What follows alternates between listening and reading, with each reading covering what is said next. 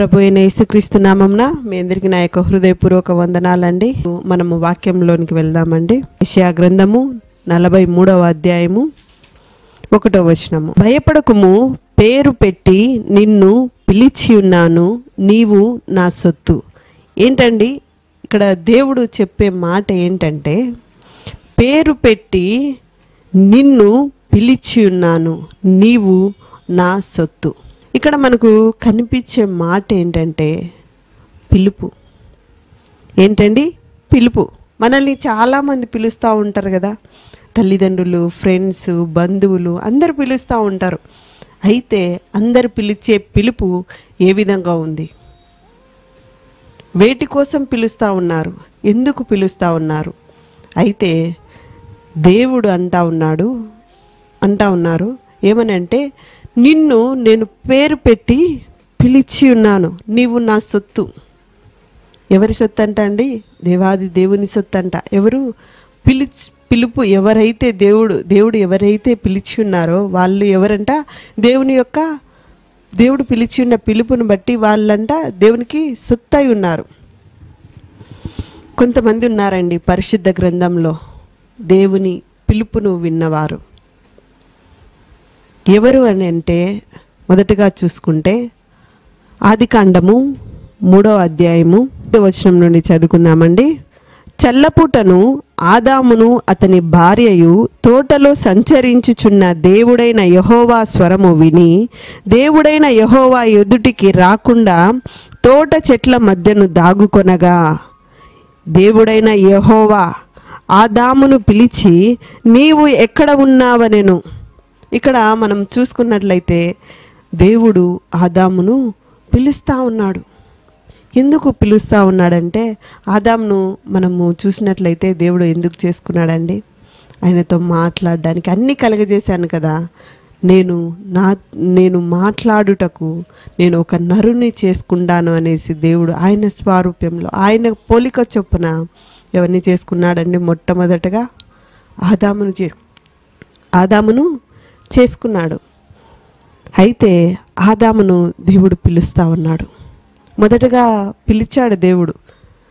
కానీ ఆ యొక్క స్వరము విన్నప్పుడు అంట, ఆదాము దేవుని స్వరమును విని తోట చెట్ల మధ్య దాక్కున్నాడు. ఎందుకు దాక్కున్నాడు ఆదాము తోట చెట్ల మధ్య అంటే మనందరికీ తెలుసు. ఎందుకంటే దేవుడు తినకూడదని చెప్పిన చెట్ల యొక్క పండ్లను ఆదాము తిన్నాడు. కాబట్టి దేవుడు పిలిచినప్పుడు ఆయన భయపడతా ఉన్నాడు. భయపడి ఆ తోట చెట్ల మధ్యలో ఆయన దాగుకొని ఉన్నాడు. ఇక్కడ మనం గమనించినట్లయితే దేవుడైన యెహోవా ఆదామును పిలిచి, ఇక్కడ మరలా దేవుడు ఆదామును పిలుస్తూ ఉన్నాడు, నువ్వు ఎక్కడున్నావు? అయితే ఆదాము చేసిన తప్పు, దేవునితో సహవాసములో దేవునితో ఉండకోకుండా ఆ యొక్క తప్పు ఏం చేసింది? దేవుని నుంచి అతన్ని దూరం చేసేసింది. ఆ యొక్క తినకూడదని చెప్పిన పండును తిని ఆదాము ఏమైపోయాడు? దేవుని పిలుపును, ఆ యొక్క స్వరాన్ని వినగలిగి కూడా దేవుని ఎదుట ధైర్యంగా నిలబడలేకపోతా ఉన్నాడు. అయితే దేవుని పిలుపును వింటున్న మనము నిజముగా దేవుని ఎదుట నిలవబడగలుగుతా ఉన్నామా? ధైర్యంగా దేవుడు పిలిచినప్పుడు, ప్రభువా నేనున్నానయ్యా, నువ్వు నాతో మాట్లాడయ్యా అని చెప్పగలిగే ధైర్యం నీకుందా? దేవుడు ఈరోజు నిన్ను పిలుస్తూ ఉన్నాడు. సహోదరుడా, సహోదరి, ఎందుకో తెలుసా? ఆయన నీ ద్వారా అనేకమైన కార్యములు చేయడానికి, ఆయన నీతో మాట్లాడడానికి, ఆయన నిన్ను బలపరచడానికి, ఆయన నిన్ను హెచ్చించడానికి ఆయన ఎందుకు నిన్ను పిలుస్తూ ఉన్నాడంటే, ఆయనకు నువ్వు ఆయన సొత్తువు అని ఆయన అనుకుంటా ఉన్నాడు. కాబట్టి అందుకే దేవుడు ఈరోజు నన్ను పిలుస్తూ ఉన్నాడు. ఎందుకో తెలుసా? దేవునికి నువ్వంటే చాలా ఇష్టం, నేనంటే చాలా ఇష్టం. అందుకే మనలను ఆయన స్వరూపంలో, ఆయన పోలిక చొప్పున మనలను చేసుకున్నాడు. ప్రతిరోజు ఆయనతో మాట్లాడుటకు ఎంతమంది అండి ప్రతిరోజు వేకువనే లేచి ఆయన స్వరమును వినుటకు ఎంతమంది వేగిరపడతా ఉన్నారు.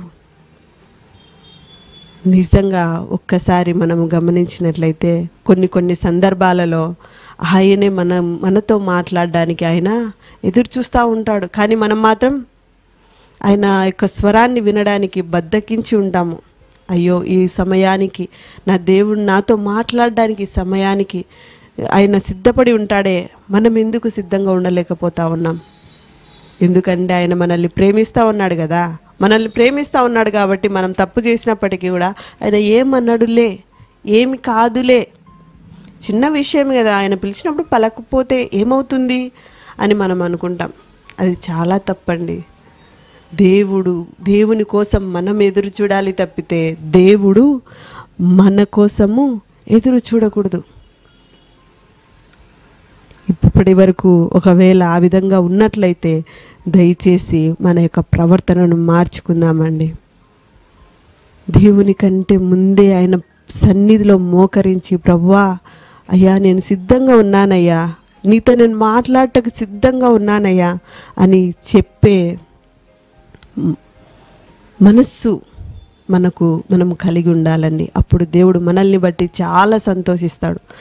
ఇక్కడ చూసినట్లయితే ఆదామును పిలిచినప్పుడు దేవుడు ఆదాము మాత్రము చెట్ల చాటున దాక్కున్నాడు.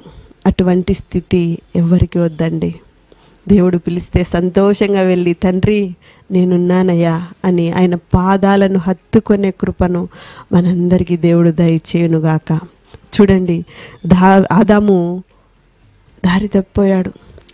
ఆ యొక్క తప్పు వలన ఆ యొక్క ఏదైనా తోటలో నుంచి అయినా నెట్టివేయబడ్డాడు, బయటకు వెళ్ళగొట్టబడ్డాడు. అయితే దేవుడు మాట వినుకోకుండా మనము చేసినట్లయితే మనం కూడా నెట్టివేయబడతామండి. ఆయన ప్రేమ నుండి నెట్టివేయబడతాము, ఆయన కృప నుండి మనం నెట్టివేయబడతాము. ఆయన లేకపోతే మనము లేమండి. ఆయన ఉంటేనే మన జీవితాలు అద్భుతంగా ఉంటాయి. మరి అదే విధముగా ఇంకొక వ్యక్తి ఉన్నాడండి పరిశుద్ధ గ్రంథంలో దేవుడు పిలిచిన వ్యక్తి. ఆ వ్యక్తి ఎవరంటే అదే ఆదికాండము 12వ అధ్యాయము 1వ వచనం నుంచి చదువుకుందామండి.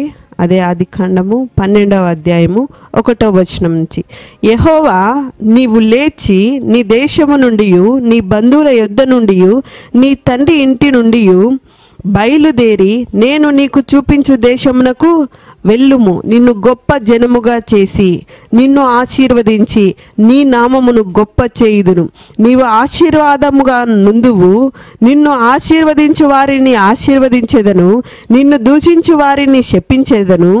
భూమి యొక్క సమస్త వంశములు నీ యందు ఆశీర్వదించబడునని అబ్రహాముతో అనగా. ఇక్కడ మనకు కనిపిస్తున్న వ్యక్తి ఎవరండి? అబ్రహాము. దేవుడు అబ్రహామును పిలుస్తూ ఉన్నాడు, అయ్యా నువ్వు లేచి నీ దేశము నుండి నీ బంధువుల యొద్ద నుండి నీ తండ్రి ఇంటి నుండి బయలుదేరి నేను చూపించే దేశానికి వచ్చేసేయి అని దేవుడు చెప్తా ఉన్నాడు. అయితే ఇక్కడ అబ్రాము దేవుని మాటకు లోబడ్డాడండి. దేవుడు చెప్పిన వెంటనే ఆ యొక్క ప్రాంతాన్ని విడిచిపెట్టి, ఆ దేశాన్ని విడిచిపెట్టి, తమ బంధువులను వదిలిపెట్టి, తన తండ్రిని వదిలిపెట్టేసి ఆయన చెప్పిన వెంటనే లేచి వెళ్తా ఉన్నాడు. వెళ్ళి దేవుడు ఏదైతే చెప్తా ఉన్నాడో ఆ యొక్క మాటను వింటూ ఆయన ముందుకు కొనసాగుతూ ఉన్నాడు. మనం ఇక్కడ గమనించినట్లయితే అబ్రామును దేవుడు అబ్రహాముగా మార్చాడు. మనము దేవుడు చెప్పిన వెంటనే చేస్తామా అండి? ఒక ప్రాంతం నుంచి ఇంకొక ప్రాంతానికి వెళ్ళండి అని అంటే వెళ్తామా అండి? లేదయ్యా, నా భార్య ఉందయ్యా, నాకు పిల్లలు ఉన్నారయ్యా, నా తల్లిదండ్రులు అయ్యా వృద్ధాప్యంలో ఉన్నారయ్యా, నేను ఎలా వెళ్ళాలి, నాకు బాధ్యతలు ఉన్నాయి, బరువులు ఉన్నాయంటే నిన్ను తన సొత్తుగా చేసుకున్న దేవుడు, నిన్ను పిలుచుకున్న దేవుడు నీ భార్యను, నీ పిల్లలను, నీ తల్లిదండ్రులను, నీ బంధువులను చూసుకోడా అండి? అందరినీ చూసుకునే శక్తి గల సామర్థ్యం గల దేవుడు. ఆయనకు ఎవరిని బరువు కాదండి. దేవుడు అందరినీ చాలా సంతోషంగా చూసుకునే దేవుడు. ప్రేమతో చూసుకునే దేవుడు, ఆయన కృపను కుమ్మరించే దేవుడు. మనం అనుకుంటాము, అయ్యో నేను వెళ్తే దేవుడేమో చెప్తా ఉన్నాడు, దేవుడైతే పిలుస్తూ ఉన్నాడు, నాకు అది తెలుస్తూ ఉంది, కానీ నేను వెళ్ళాలంటే నా వెనుక నాకు చాలా బరువులు బాధ్యతలు ఉన్నాయండి, నేను ఎలా వెళ్ళాలయ్యా? ఎంతమంది అంటా ఉన్నామండి ఈరోజు ఆ మాట. అయితే దేవుడు అంటా ఉన్నాడు, పిలిచిన వాడు నమ్మదగిన వాడు కాబట్టి ఆయన యందు విశ్వాసముతో మీరు మీ యొక్క అడుగును ముందుకు వేసినట్లయితే దేవుడు మిమ్మును అబ్రహామును ఆశీర్వదించినట్లు దేవుడు మిమ్మును మీ యొక్క కుటుంబములను బహుగా ఆశీర్వదిస్తాడండి. కానీ మనకు అది తెలియదు. మనం అనుకునేది ఏంటంటే, మేము లేకపోతే ఎలా, మేమే కష్టపడాలి, మేమే చెమట కార్చాలి, మేమే రూపాయి సంపాదించాలి, మేమే అప్పులు కట్టుకోవాలి, మేమే మా తల్లిదండ్రులను పోషించాలి, మేమే మేమే మేమే. ఆ యొక్క మేమేలో మన యొక్క తండ్రి అయిన దేవుడు ఉన్నాడా అండి? మిమ్మల్ని పిలుస్తున్న దేవుడు ఉన్నాడా? మేము అని అంటా ఉన్నారు కదా, ఆ యొక్క మేములో తండ్రి అయినటువంటి వారు ఉన్నారా అండి? ఒక్కసారి మనల్ని మనం పరీక్షించుకుందామండి. దేవుడు అంటా ఉన్నాడు, ఏమని? నేను నిన్ను పిలుస్తా ఉన్నాను, పేరు పెట్టి పిలుస్తున్నానయ్యా, నేను చెప్పిన మాటకు లోబడి నువ్వు రా అన్న వెంటనే అబ్రాహాము మారు మాటలాడక ఆయన ఆ యొక్క దేశం నుండే వచ్చేసాడంట. మనం కనీసం అంటే ఒక అడుగు కూడా వేయం. ఎందుకు? బరువులు బాధ్యతల వల్ల. చూడండి అబ్రహాము ఎంత, అందుకే దేవుడు అంటాడు అబ్రహాము విశ్వాసులకే తండ్రి అంట. అబ్రహాముగా మార్చబడి ఉన్నాడు. అయితే నిన్ను దేవుడు ఏంగా మార్చబోతాడో అది గ్రహించండి. దేవుడు పిలిచినప్పుడు ఆ పిలుపుకు లోబడండి. దేవుడే సమస్తము ఆయన క్రీస్తేసు మహిమైశ్వర్యంలో మన యొక్క ప్రతి అవసరము ఆయన తీరుస్తాడండి. ఆయన తీర్చే శక్తిమంతుడండి. మనం వేటి కోసము ఆలోచించవలసిన అవసరము లేదు. ఎందుకంటే మన తండ్రి అయిన దేవుడు ఆయన అంత గొప్పవాడండి, శక్తిమంతుడండి. ఆకాశంలో ఈ యొక్క శూన్యములో ఈ యొక్క భూమిని వేలాడదీసిన దేవుడండి. ఎంత గొప్పవాడండి. నక్షత్రములు, ఇదెంత లోకంలో కనిపించే ప్రతి ఒక్కటి చూడండి ఆయన మహిమను వివరిస్తాయండి. కానీ ఆయన స్వారూప్యంలో చేయబడిన మనము, ఆయన పిలుపును వింటున్న మనము, కానీ ఆయన శక్తి ఏమిటో మనం గ్రహించలేకపోతా ఉన్నాం. మన వరకే మనము ఆలోచన చేసుకుంటా ఉన్నాం. అదేవిధంగా పరిశుద్ధ గ్రంథంలో ఇంకొక వ్యక్తి ఉన్నారండి. ఆ వ్యక్తి ఎవరంటే అపోస్తుల కార్యములు అంటానే ఎవరండి గుర్తుకొచ్చేది? ఎవరండి? సౌలు. అపోస్తుల కార్యములు 9వ అధ్యాయము 3వ వచనం నుంచి, అతడు ప్రయాణము చేయుచు దమస్కు దగ్గరకు వచ్చినప్పుడు అకస్మాత్తుగా ఆకాశము నుండి ఒక వెలుగు అతని చుట్టూ ప్రకాశించెను. అప్పుడు అతడు నేల మీద పడి, సౌలా సౌలా, నీవేళ నన్ను హింసించుచున్నావని తనతో ఒక స్వరము పలుకుట వినెను. ఇక్కడ సౌలు అంటే మనకు గుర్తుకొచ్చేది ఏంటంటే దేవుని యొక్క శిష్యులను, ఆ యొక్క దేవుణ్ణి పూజించేవారిని బెదిరించేవాడు, హింసించేవాడు ఆ యొక్క సౌలు అండి. దేవుడు ఆ యొక్క సౌలును పిలుస్తూ ఉన్నాడు. ఆకాశంలో నుండి ఒక వెలుగు వచ్చిందంట. ఒక వెలుగు వచ్చి ఆయన చుట్టూ ప్రకాశించెను. దేవుడు మనల్ని పిలిచినప్పుడు మన చుట్టూ ఉన్న ప్రతి ఒక్క చీకటి వెలుగుగా మార్చబడుతుందండి. మనము వెలుగుమయమై ఉంటాం. ఆయన మాట వింటే, ఆయన పిలుపుకు మనము చెవి ఎగ్గితే మన యొక్క జీవితంలో ఏమవుతాయి? వెలుగుమయమైపోతాయి. కానీ అది మనము గ్రహించము. ఇక్కడ అప్పుడు అతడు నేల మీద పడి ఏం చేశాడంట అండి? దేవుని యొక్క పిలుపు, ఆ యొక్క వెలుగు ఎప్పుడైతే ఆయన చుట్టూ వచ్చేసిందో అప్పుడు ఆయన నేల మీద పడిపోయాడంట. అప్పుడు దేవుని యొక్క స్వరము ఆయనకు వినిపిస్తూ ఉంది. ఏమనంటే, సౌలా సౌలా, నీవేళ నన్ను హింసించుచున్నావని ఒక స్వరము పలుకుట వినెను. ఒక స్వరం పిలుస్తూ ఉంది, ఎందుకయ్యా నన్ను హింసిస్తూ ఉన్నావు? ఏమనండి, ఎందుకయ్యా నీవు నన్ను హింసిస్తూ ఉన్నావు? అప్పుడు సౌలు అడుగుతాడు ఏమని, ప్రభువా నీవెవడవని అతడు అడుగగా ఆయన, నేను నీవు హింసించుచున్న యేసును. నేనెవరో కాదయ్యా, నువ్వు ఎవరినైతే బాధ పెడతా ఉన్నావో నేను ఆ యొక్క యేసుని. నువ్వు నా పిల్లల్ని బాధ పెడతా ఉన్నావు కదా, నా యొక్క సొత్తును నువ్వు బాధ పెడతా ఉన్నావు కదా, ఎవరినైతే నువ్వు బాధ పెడతా ఉన్నావో వారి యొక్క తండ్రిని. వారిని బాధ పెడితే నన్ను బాధ పెట్టినట్లే. వాళ్ళు ఏడుస్తూ ఉంటే నేను సంతోషించను, నేను కూడా బాధపడతా ఉన్నాను. నువ్వు నన్నేలా హింసిస్తూ ఉన్నావు, నా పిల్లల్ని ఎందుకు నువ్వు బెదిరిస్తూ ఉన్నావు? చూడండి దేవుడు ఎంత ప్రేమ కలిగిన వాడో.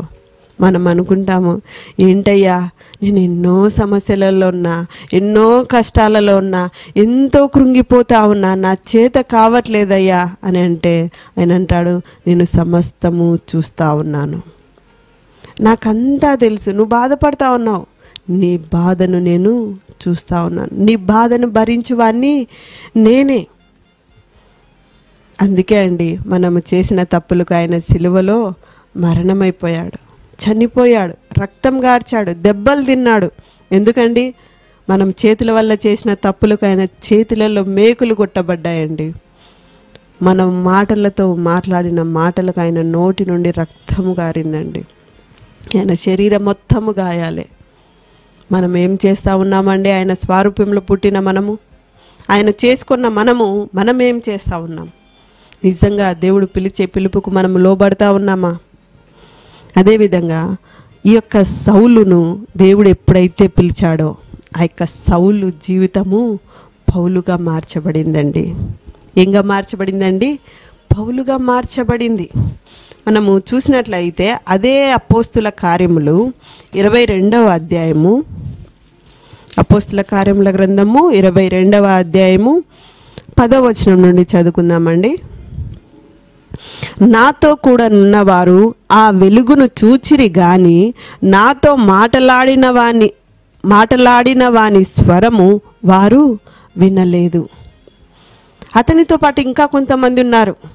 ఆ వెలుగును అతని చుట్టూ ఉన్న వాళ్ళు చూశారు, కానీ ఆ యొక్క స్వరమును మాత్రము ఎవరు విన్నారు? పౌలు మాత్రమే విన్నాడు. ఎందుకు పౌలు మాత్రమే విన్నాడంటే దేవుడు పౌలును ఏర్పరచుకొని ఉన్నాడు, పౌలును దేవుడు పిలిచి ఉన్నాడు. కాబట్టే దేవుని యొక్క స్వరము పౌలుకు మాత్రమే వినిపించింది. అయితే ఈరోజు నీకు ఎవరి స్వరం వినిపిస్తూ ఉంది? దేవుని స్వరం వినిపిస్తూ ఉందా? లోకంలో ఉన్న వాటి స్వరం వినిపిస్తూ ఉందా? బాధ్యతలు అనే స్వరం వినిపిస్తూ ఉందా? దేవుని కోసం నేను ముందుకు నడవాలనే స్వరం వినిపిస్తూ ఉందా? ఏ స్వరం వినిపిస్తూ ఉంది? అందరు ఎంతమంది ఉన్నప్పటికీ దేవుడు కొందరిని పిలుచుకున్నాడండి. ఆ పిలుపుకు లోబడదామండి. మన యొక్క జీవితంలో మనము అడుగులను ముందుకు వేద్దాం. దేవుడు మమ్మల్ని పిలుస్తూ ఉన్నాడండి, కానీ మేము ముందుకు వెళ్ళలేని స్థితిలో ఉన్నాము అని బాధపడుతున్నారేమో. ఒక్కసారి ప్రభువా నేను అడుగు ముందుకేస్తానయ్యా, నాకు ముందుగా నువ్వు నడుస్తావా అని దేవుని దగ్గర ఒక్కసారి మనం అడిగినట్లయితే దేవుడు అంటాడు, నేను యెహోవా నిస్సినై మీ ముందు నిలువబడతానంటాడండి. ఎందుకంటే దేవుడు పిలుస్తూ ఉన్నాడండి. మన కోసమే దేవుడు ఎదురు చూస్తూ ఉన్నాడు. ఇంకా ఎన్ని రోజులు? ఇంకా లోకంలో చూసుకుంటూ, వాళ్ళని చూసుకుంటూ, వీళ్ళని చూసుకుంటూ దేవుని మాటనే, దేవుని పిలుపునే చెవిన పెడుతున్నామేమో. ఒక్కసారి మనల్ని మనం పరీక్షించుకుందామండి. అదేవిధంగా అపోస్తుల కార్యముల గ్రంథము 26వ అధ్యాయము 16వ వచనం చూసినట్లయితే, నీవు నన్ను ఈ యొక్క మాటలో మనకు కనిపిస్తుంది ఏంటంటే కనుక, అందరూ ఉన్నప్పుడు వెలుగు మాత్రమే చూచున్నారు, కానీ ఆ యొక్క స్వరమును విన్నారు. అప్పుడు ఆ యొక్క పౌలు దేవుణ్ణి అడుగుతూ ఉన్నారు, ఏమనంటే, నేను ఏం చేయాలి ప్రభువా? ఏంటండి? నేను ఏం చేయాలయ్యా? మనం 22వ అధ్యాయం 10వ వచనంలోనే కనిపిస్తుంది. అప్పుడు నేను ప్రభువా నేనేమి చేయవలనని అడుగగా, అక్కడ పౌలు అడుగుతా ఉన్నాడు, నువ్వు నన్ను పిలుస్తా ఉన్నావు, సరే అయ్యా, అయితే నేనేం చేయాలో చెప్పు అని ఆ యొక్క పౌలు అడిగినప్పుడు దేవుడు అంటా ఉన్నాడు, పౌలుతో మాట్లాడుతూ ఉన్నారు. ఏమనంటే, నీవు నన్ను చూచి ఉన్న సంగతిని గూర్చియు నేను నీకు కనబడబో సంగతిని గూర్చియు నిన్ను పరిచారకునిగాను సాక్షినిగాను నియమించుటకై కనబడి ఉన్నాను. నేను ఎందుకు నిన్ను పిలుస్తా ఉన్నానో తెలుసా? నేను నీతో ఎందుకు మాట్లాడుతూ ఉన్నానో తెలుసా? నీవు నన్ను చూచి ఉన్న సంగతిని గూర్చియు నీకు జరగబోవు సంగతిని గూర్చియు నిన్ను పరిచారకునిగాను సాక్షినిగాను నియమించుటకై నీకు కనబడి ఉన్నాను. నీతో మాట్లాడుతూ ఉన్నాను, నిన్ను పిలుస్తూ ఉన్నాను, అందుకే నేను నిన్ను పిలిచి ఉన్నాను. నిన్ను ఒక పరిచారకునిగాను, ఇంకా ఒకటి ఏంటండి, సాక్షిగా. మన యొక్క సాక్ష్యం అనేక జీవితాలను మార్చివేస్తుందండి. మనం అనుకోవచ్చు, దేవుడు మార్చాడులేండి మా జీవితాలను, కాబట్టి మేము నామకార్థంగా ప్రార్థన చేస్తూ ఉన్నాం, ఆదివారం వచ్చేసరికి ప్రార్థనకి వెళ్తూ ఉన్నాం, మందిరాలకు వెళ్ళేసి మళ్ళా యథావిధిగా ఉన్నాం. మన యొక్క జీవిత సాక్ష్యము ఎలా ఉంది ఒక్కసారి చూద్దామండి. అదే అధ్యాయంలో కింద అదే వచనం కింద ఉంటుంది. ఏంటంటే, ఇలా పౌలును పిలిచిన దేవుడు సాక్షిగా ఉండుటకు నేను నిన్ను పిలుచుకున్నానయ్యా. ఎందుకో తెలుసా? చీకటిలో నుండి వెలుగులోనికి, సాతాను అధికారము నుండి దేవుని వైపుకు తిరిగి నా యందలి విశ్వాసము చేత పాప క్షమాపణను, పరిశుద్ధపరచబడిన వారిలో స్వాస్థ్యమును పొందునట్లు వారి కన్నులు తెరచుటకై నేను నిన్ను వారి యొద్దకు పంపెదనని చెప్పాను. నేను ఏం చేయాలయ్యా నిన్ను మనం అడిగినప్పుడు, ఆ యొక్క పౌలు అడిగినప్పుడు దేవుడు అంటా ఉన్నాడు, ఏమని అంటే, చీకటిలో నుండి వెలుగులోనికి, సాతాను అధికారము నుండి దేవుని వైపుకు తిరిగి నా యందలి విశ్వాసము చేత పాప క్షమాపణను, పరిశుద్ధపరచబడిన వారిలో స్వాస్థ్యమును పొందినట్లు వారి కన్నులు తెరుచుటకై నేను నిన్ను పంపుతున్నాను. చూడండి, నన్నే ఎందుకు పిలుస్తూ ఉన్నారయ్యా అంటే, దేవుడు అంటా ఉన్నాడు, మీతోనే ఈరోజు చీకటిలో ఉన్న వారిని విడిపించుటకు, సాతాను అధికారంలో ఉన్న వారిని విడిపించుటకు, వారి కన్నులు తెరుచుటకు, వారికి పాపక్షమాపణ కలుగుటకు దేవుడు నిన్ను వాడుకుంటా ఉన్నాడు, పిలుస్తూ ఉన్నాడు. ఎందుకు? దేవుడు మనకు ఇక్కడ ఒక డౌట్ రావచ్చు, నన్నే ఎందుకు పిలుస్తూ ఉన్నావయ్యా? ఇంకొకరిని పిలుచుకోవచ్చు కదా, ఎందుకు నన్నే పిలుస్తూ ఉన్నావు? నేనే రావాలా? నేనే చేయాలా? అవును, నువ్వే చేయాలి. దేవుడు అంటాడు, నువ్వే చేయాలి. ఎందుకో తెలుసా? నీవు నాకెవరు లేరయ్యా, నీవే నా తండ్రివని అన్నావు, గుర్తుందా? నువ్వే నా స్నేహితుడవని అన్నావు, గుర్తుందా? నువ్వు తప్ప నాకెవరు లేరన్నావు, గుర్తుందా? అయితే అందరూ నిన్ను దూరపరుస్తున్నప్పుడు నేను అనుకున్నాను, నేను అందరి ఎదుట నిన్ను నిలవబెట్టాలని. ఎందుకంటే నువ్వు నా సొత్తు అంటే నాకు ఎంతైతే ఘనత ఉందో, నాకు ఎంతైతే విలువ ఉందో, ఆ యొక్క ఘనత, ఆ యొక్క విలువ నీకు ఇచ్చుటకు, నీ ద్వారా అనేకులను మార్చుటకు నేను నిన్ను ఎన్నుకొని ఉన్నాను, పిలిచి ఉన్నాను, కాబట్టే నువ్వు నా సొత్తు.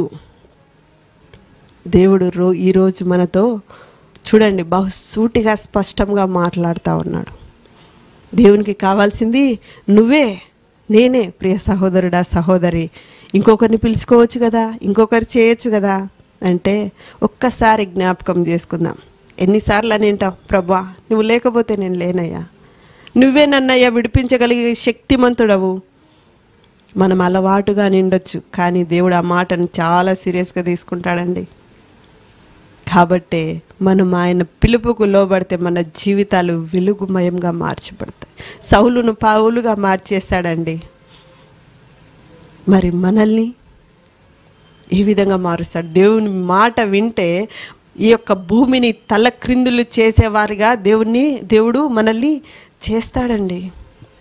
మనం ఆయన మాట వినడమే ఆలస్యం. ఆయన చెప్పింది చేసుకుంటా వెళ్తే మన యొక్క మార్గములన్నీ సరళమైపోతాయండి. మనకు అడ్డుగా వస్తున్న ప్రతి ఒక్కటి ఏమవుతుంది? పక్కకు నెట్టివేయబడతాయి. ఇక్కడ ఇప్పుడు మనం ముగ్గురు వ్యక్తులను చూసాం. మొదటి వారు ఎవరండి?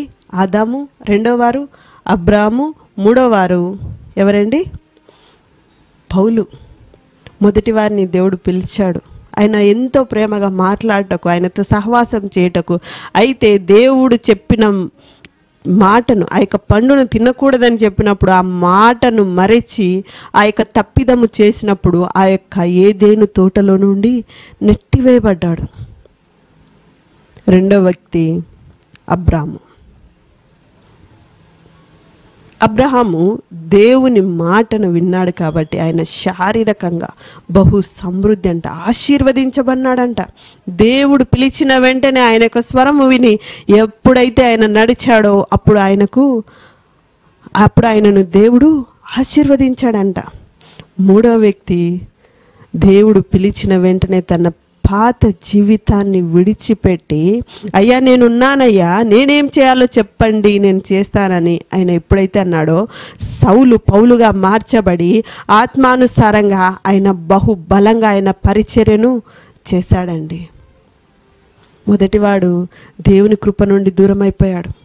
రెండో వాడు దేవుని యొక్క మాటను విని ఆశీర్వదించబడ్డాడు. మూడవ వ్యక్తి దేవుని మాటను విని ఆ యొక్క పాపపు జీవితాన్ని వదిలేసి దేవునికి ఇష్టంగా ఆయన నామ మహిమార్థమై ఆయన పరిచర్య చేశాడండి. మనం అనొచ్చు, మమ్మల్ని పిలుస్తూ ఉన్నాడండి, కరెక్టే, మాకు చదువు రాదే, మాకంత జ్ఞానం లేదే, మేము ఎలా చెప్పాలి, మాకేం తెలుసు, మేము ఏ విధంగా ముందుకెళ్ళాలి, మాకు తెలీదు, మాకేం రాదు, ఆ రాదు ఊ రాదు ఏం రాదు. అయితే అంటా ఉన్నారు ఏమని అంటే, కొరింథీయులకు రాసిన పత్రిక 1వ అధ్యాయము 26వ వచనంను చూద్దామండి. కొరింథీయులకు రాసిన మొదటి పత్రిక 1వ అధ్యాయము 26వ వచనము. సహోదరులారా, మిమ్మును పిలిచిన పిలుపును చూడుడి. మీలో లోకరీతిని జ్ఞానులైనను ఘనులైనను గొప్ప వంశము వారైనను అనేకులు పిలువబడలేదు గాని, ఏ శరీరియు దేవుని ఎదుట అతిశయింపకుండునట్లు జ్ఞానులను సిగ్గుపరచుటకు లోకములో నుండి వెర్రివారిని దేవుడు ఏర్పరచుకొని ఉన్నాడు. బలవంతులైన వారిని సిగ్గుపరచుటకు లోకములో బలహీనులైన వారిని దేవుడు ఏర్పరచుకొని ఉన్నాడు. ఎన్నికైన వారిని వ్యర్థము చేయుటకు లోకములో నీచులైన వారిని, తృణీకరింపబడిన వారిని, ఎన్నిక లేని వారిని దేవుడు ఏర్పరచుకొని ఉన్నాడు. అయితే ఆయన మూలముగా మీరు క్రీస్తు యేసునందున్నారు. ఎవరంటండి? మాకంత జ్ఞానం లేదయ్యా అంటే, జ్ఞానులను సిగ్గుపరిచే జ్ఞానమును దేవుడు నీకు ఇస్తాడండి. ఎవరిస్తారంటండి? జ్ఞానులను సిగ్గుపరిచే జ్ఞానము దేవుడు ఎవరికి ఇస్తాడంట? మనకిస్తారంట అండి. ఇక్కడ మనం చూస్తే లోకంలో నుండి వెర్రి వారిని ఏం చేస్తారంట? దేవుడు ఏర్పరచుకొని ఉన్నాడు. దేవుడు మనలనే ఆయన చేసుకొని ఉన్నాడు. మేము చేయలేమయ్యా, మేము ముందుకు వెళ్ళలేమయ్యా, మేము సాగలేమయ్యా అంటే అందరినీ మించి నేను నిన్ను నిలువబెడతాను. నీ జ్ఞానం తక్కువైతే జ్ఞానం ఇస్తాను, బలం తక్కువైతే బలం ఇస్తాను, ఏమి కావాలంటే అది నేను ఇస్తాను. అదేవిధంగా మరి యొక్క మాటను చూసుకొని ముగించుకుందామండి. యెషయా గ్రంథము 42వ అధ్యాయము 6వ వచనం. గుడ్డి వారి కన్నులు తెరుచుటకును, బంధింపబడిన వారిని చెరలో నుండి వెలుపలికి తెచ్చుటకును, చీకటిలో నివసించి వారిని బందీ గృహంలో నుండి వెలుపలికి తెచ్చుటకును యెహోవానగు నేనే నీతి విషయంలో నిన్ను పిలిచి నీ చేయి పట్టుకొని ఉన్నాను. నిన్ను కాపాడి ప్రజల కొరకు నిబంధనగాను అన్యజనులకు వెలుగుగాను నిన్ను నియమించి ఉన్నాను. ఎందుకంటే అంటే దేవుడు మనల్ని పిలుస్తూ ఉన్నారు. గుడ్డివారి కన్నులు తెరుచుటకును, బంధింపబడిన వారిని చెరలో నుండి వెలుపలికి తెచ్చుటకును, చీకటిలో నివసించి వారిని విడిపించుటకును ఆయన నిన్ను పిలిచి నీ చేయి పట్టుకొని ఉన్నాడండి. దేవుడు ఈ యొక్క మాటలన్నీ దీవించి మన యొక్క జీవితంలో ఫలింప చేయునుగాక. ఆమెన్.